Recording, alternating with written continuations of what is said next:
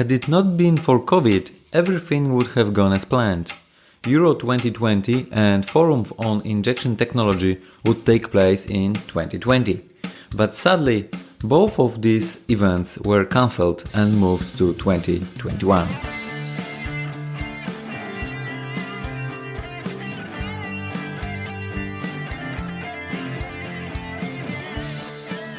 Today, we are talking about the latter because I managed to invite Mr. Marvin Klostermeier, a representative of the organizer of this event, to the Concrete Injection Made Easy podcast. If you were to be there, this conversation is just for you, as we are mentioning the lectures to be held. If you didn't plan to come, you still have a chance to change your mind because this year's forum has been moved to the end of June 2021. I bet that after listening to this conversation, you will feel the forum is a great place to build meaningful business relationships that matters. As our guest, who is an editor-in-chief tunnel of Bauverlag BV, tells us, the repair and renovation market in Germany is growing. And over the next decade, the expenditure on infrastructure repairs will be huge. It looks like a long harvest season for this industry is coming. If I add that our questions were answered by several experts, the organizers of the forum, this promises to be an extremely interesting episode. I invite you to listen to this conversation and to meet in Cologne in June of 2021. Do I need to say anything more? Hit subscribe if you haven't already and sit back listening. This is the 17th episode of the Concrete Injection Made Easy podcast, and I'm your host, Mateusz Furs. Hello, Marvin. How are you doing today? Oh, I'm doing fine. I'm happy to answer your questions for our upcoming interview. Okay, so yes, I prepared some questions. Why? Because we were supposed to meet in the beginning of November in Cologne, but this event was unfortunately cancelled. And so we are having this conversation to really tell our listeners and our clients what this meeting was all about. Can you, before we dive into this huge amount of information from different kind of industry corners, can you tell our listeners a little bit about yourself, about your company, about the other organizations that also took place to prepare these answers? So yes, I'll start with myself then. It's the easy beginning. I'm Marvin Klostermeier. I'm editor-in-chief of the trade magazine Tunnel. It deals with tunnels and tunneling, obviously. At the Bauverlag. The Bauverlag is a German trade magazine publisher. And the event, the Forum on Injection Technology, that was to take place at the beginning of November, but was cancelled due to COVID, of course, is a jointly organized event, not just by the Bauverlag, but in conjunction with STUVA. STUVA is the German Research Association for Tunnels and Traffic Facilities, and IBE-Ingenieure, which is a German consultant company. And the answers for this interview, we had to prepare them a bit because they are quite complicated, and we go deep into the subject. They are not only answered by me, but by Dr. Christian Tienert from the STUVA in Cologne and by Jörg de Hissel, the owner of the consultant company IBE-Ingenieure in Hennef. Wow, so many people. I'm very happy to have you on this podcast, and I'm really happy that you had these people, your colleagues, to help you answering the questions. Let's dive to the first question. The first question is easy, I guess, but it really shows us the whole situation where we are, because in 2020 was supposed to be not the first forum, but when it started, how it started, can you give us a little bit piece of the history of the forum? The history of the Forum on Injection Technology started 6 years ago in 2014. There was a special occasion for this. There was a new edition of the so-called IBE leaflet on the subject of sealing buildings by grouting, which had been revised in many parts. And the idea behind this first forum was to explain the updates of this new edition within the framework of a program of lectures that dealt exclusively with injection technology. And since there was no event at the time focused specifically on injection technology, a number of companies from the field of waterproofing were interested in taking part in an accompanying trade exhibition too. Okay, yeah, I have to admit that when I first learned about the injection technology, the forum, it was a couple of years after I stopped visiting Germany so often. So yeah, because I was working for a German company in 2011, in 2012. So it was even before the forum of injection technology. That's why I didn't hear at the time. I was working there, and then I was very much focused on my own company in Warsaw. So I was surprised that this forum took off a couple of years later. Can you tell me a little bit more? What are the milestones, the history, how this event was developed in years later? How many events have been organized until now? Until now, we have organized 4 events, including the 2020 event that was cancelled. Mm-hmm. And we decided pretty much on the first event, while it was taking place, that we would have a follow-up event because it was very well received by the participants. Mm-hmm. The event was then for the second part relocated from Düsseldorf to Cologne. This gave us the opportunity to enlarge the exhibition and extend the programs to 2 days, which was quite important because we could add an evening event on the first day. And that turned out to be very popular among the participants. I can believe so. You can talk, you can meet someone, you can spend some time with even your competitor, actually. Yeah, and this ability to be able to talk to all the experts and all the people interested in the same field, we noticed this could be a permanent event series, not just 1 or 2 forums. So the third edition in 2018 was planned. This was again in Cologne, because this proved to be a good event location for us. And again, we had a rising number of exhibitors, and we had a rising number of exhibitors, and also we had a rising number of participants as well. Sure. So I found somewhere on internet that in 2018 there was around 200 participants. Do you find this number a big one, or it's small one comparing to other fairs? How do you see this number of 200 people visiting?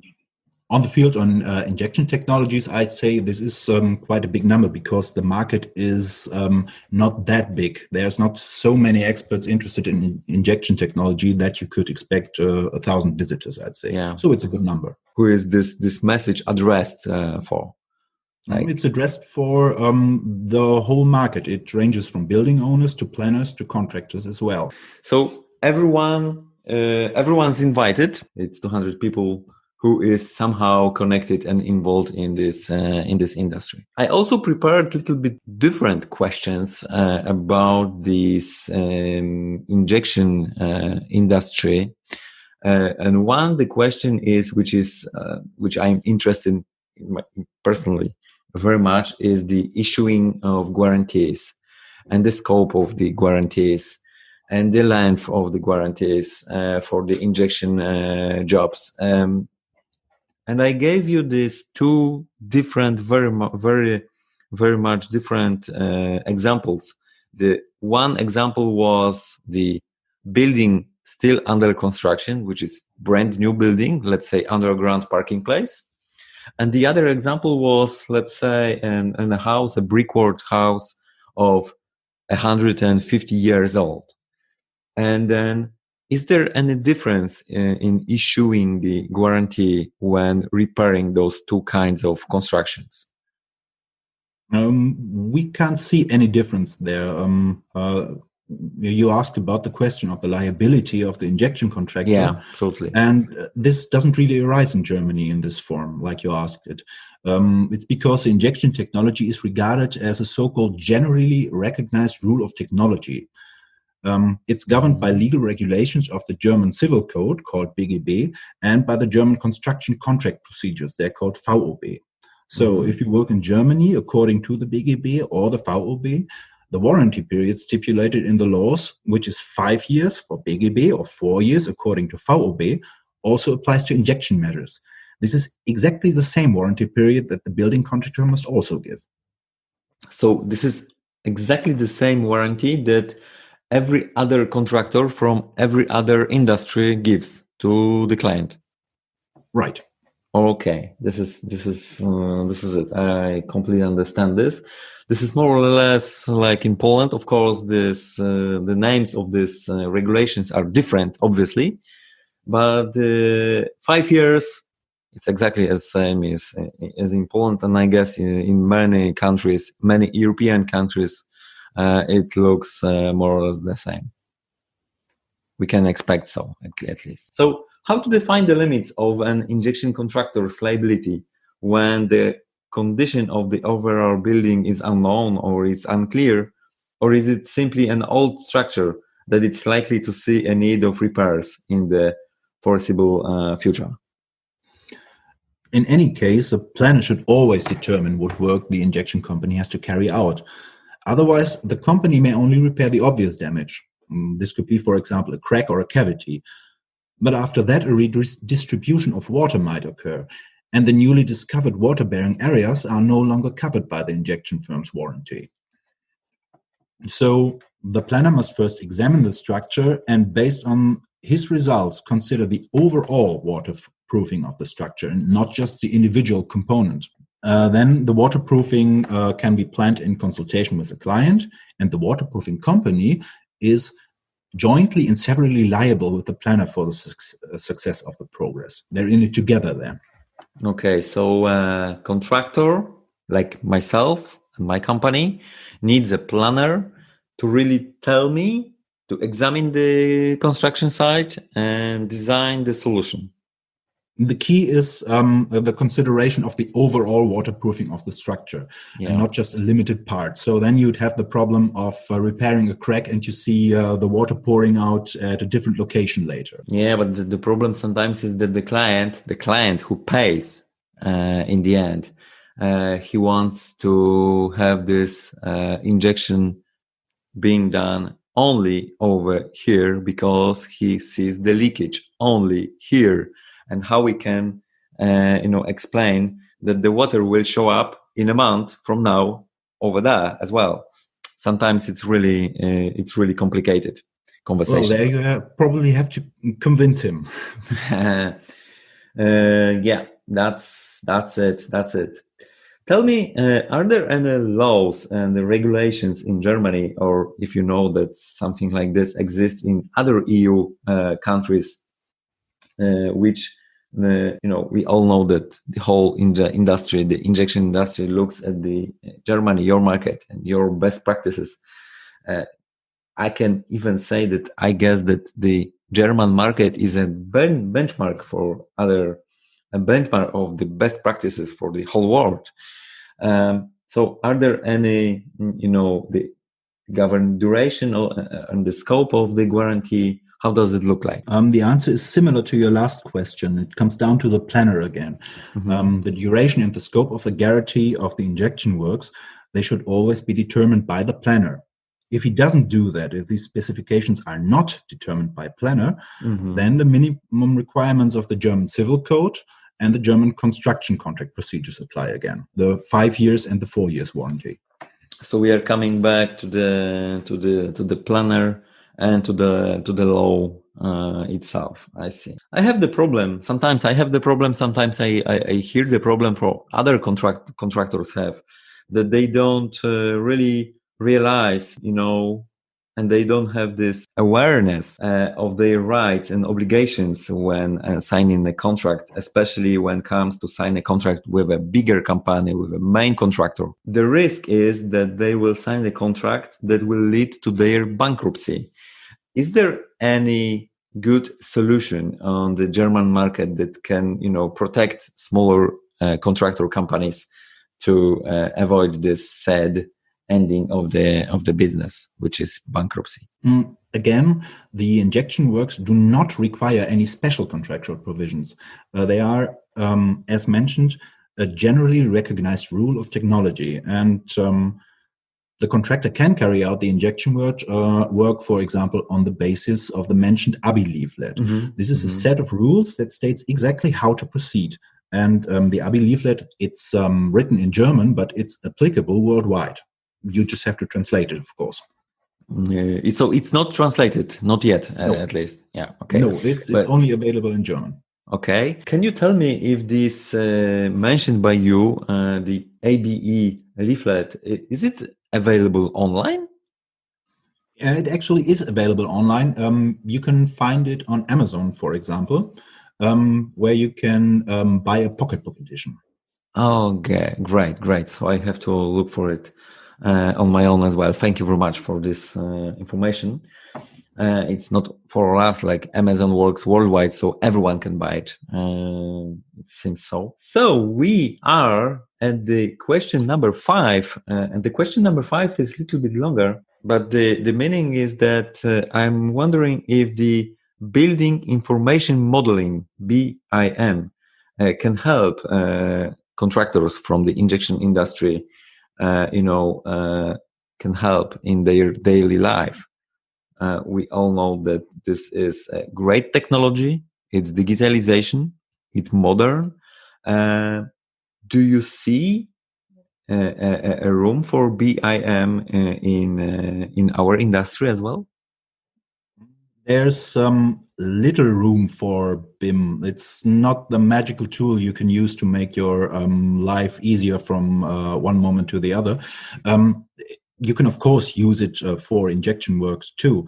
But 90% of all injections are carried out on existing buildings, and they haven't been planned in accordance with BIM. So you can use this tool. However, you can take advantage of digitalization of your application process. Our opinion is, in the medium term, digital recording of your data, such as quantity of injection material and injection pressure, should become part of the daily work routine.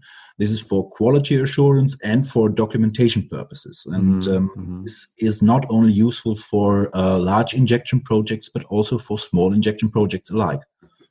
I must say that the smaller project is, the more question is asked.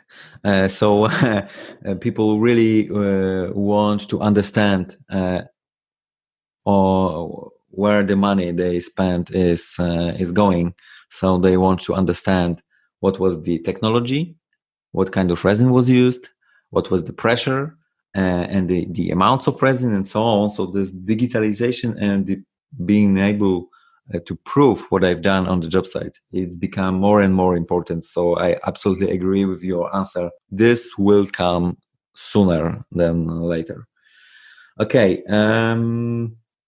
I was about to ask you about the future of the injection industry. And actually, these two questions are more or less the same, because asking the future is also a question asking about the challenges. So what are the biggest challenges? What is the future of the industry, of our industry, the injection industry? I can give you an answer that covers the whole industry in different countries, but on the German market, there is a huge need to modernize the German transport infrastructure with regard to reinforced concrete structures, for example, like tunnels, bridges, overpasses. And this has been common knowledge for many years. And many of these reinforced concrete structures were built in the 1960s and the 1970s, and now they need to be renovated. There is a Federal Transport Infrastructure Plan 2030, and this states that 70% of all the financial resources provided for the transport infrastructure in Germany are to be used for rehabilitation.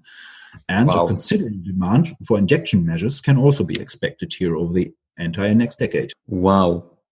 This is huge money. This is huge money. So this is great information for all the contractors, all these companies who are involved in the rehabilitation of older buildings. I must say that this is also, this strategy is also visible in Poland.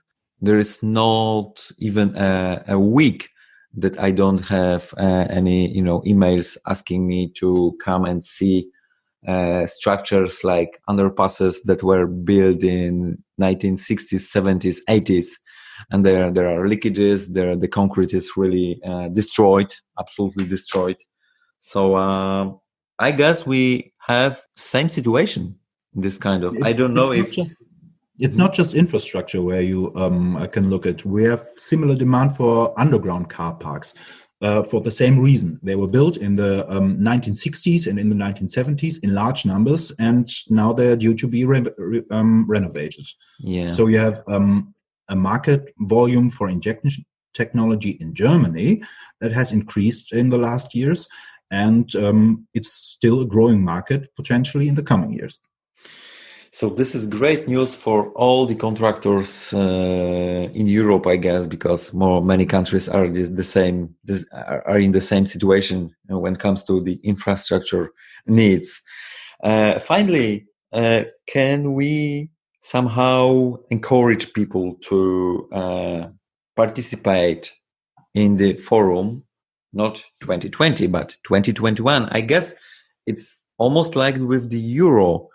Soccer, it was supposed to be this year, and it was moved to 2021 to June, just like your event. How can we really, motivate people to drive to Cologne, to Germany, to see each other, to talk with each other, to exchange knowledge and so on? Well, I hope we can be as popular as the Euro 2021. Perhaps we have to relocate then. We'll see. But reasons for visiting the Forum on Injection Technology, there are quite a few. You have the most important companies of the German-speaking market there, which, by the way, are all internationally active, and they take part in the exhibition. Absolutely. You have lectures of a high professional standard. Research findings are presented there. There are project reports with first and practical experience, and special topics like insurance cover for injection measures, or lectures on tenders, on building contracts you were interested in. And you have also a networking platform. During the exhibition, between the lectures and on the special evening event, they have plenty of opportunity for exchange with injection technology experts. You talked about the 200 participants in 2018, and there you have quite a lot of people you can exchange information with or start a technical discussion. I guess next year there will be even more people, because we all miss this ability to travel, ability to meet each other. So if we finally can meet, everyone will simply go there to visit the place, to meet with other people. At least this is my way of thinking and forecasting the future. I can only encourage you to travel to Cologne for taking part in the Forum on Injection Technology. You just have to keep in mind that this is an event that is staged in German. Well, I won't learn German for the next year, so I will have to speak English or Polish. But I guess there will be many people speaking English. Yes. I already interviewed some representatives of German companies, producers of resins and other stuff, and they all speak absolutely. They speak great English, so I guess there won't be a problem. there won't be a problem to talk with them. Yeah, absolutely. It's the lectures mostly that will be in German. Of course, the networking event, all of them speak English, and you can make your contacts there. Mm-hmm. Do you plan to have, to translate those lectures for people, non-German speaking people visiting the forum? No, it depends on how big the interest is. If there is a huge interest from foreign countries who are asking for translations of the lectures, then maybe we consider it, because it's a lot of work, of course. Yeah, absolutely. But right now there are no plans to do it for the 2021 edition. Okay, so maybe in the future. Where our listeners can find more information online, of course, about the forum on injection technology. Is there any web page they can look for this kind of information? Yes, we have a web page for the event. You can find it under the address www.forum-injektionstechnik.de. All right. So I guess that all the information is in German over there. All the information is in German. Yeah. This is exactly the page I used to find you, to be able to invite you on the podcast. So I can be the proof that this page works.